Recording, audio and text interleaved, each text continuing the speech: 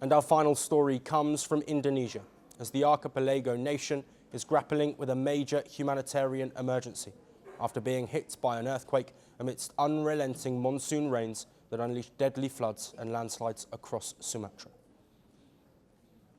Earlier today, a 6.6 magnitude earthquake shook the region, triggering panic and further straining emergency crews who are still scrambling to assess aftershock risks.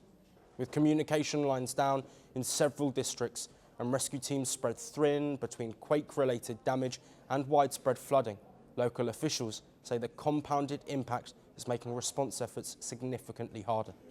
The situation in Indonesia is rapidly escalating, with the death toll now at 28 and many more reported missing. For days, torrential downpours have battered North Sumatra, forcing rivers to overflow and triggering mudslides that swept through entire communities, with villages smothered by mud, boulders and uprooted trees. Rescue teams on the ground are calling it one of the toughest operations in recent years. Access to many areas is completely cut off, as roads have been destroyed and bridges washed away. In Sibolga, located in the west coast of North Sumatra, the city hardest struck by flooding, officials confirmed multiple deaths. Emergency crews have recovered bodies and rescued survivors from collapsed structures, but their work is being slowed by continued rainfall. 6 landslides in the area have levelled at least 17 homes so far. The city's police chief said temporary shelters are being set up and residents living near precarious slopes are being urged to evacuate immediately. He also warned that ongoing rainfall may trigger more landslides, putting further lives at risk. Dramatic footage shows families climbing onto rooftops with children as raging floodwaters swallow entire neighbourhoods.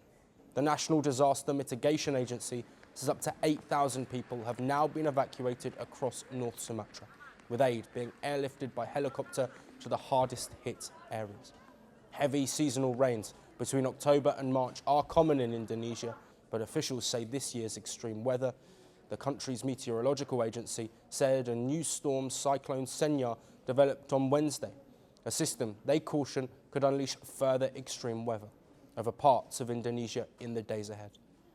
Indonesian authorities are now racing against time to reach those still trapped. The wider region is also reeling. Thailand and Malaysia have reported dozens of deaths this week alone, with water levels so high that even hospitals have been submerged. The country is bracing for what could be a dangerous cascade of extreme events. Stay with us for further updates on this developing story. I wore the crown of a revolutionary. I promised to lift my nation. I claimed to fight imperialism. I became the very thing I warned against. I funded militias across continents. I feared my own shadow. Some called me the King of Kings. History calls me something else. The dictator. Who am I?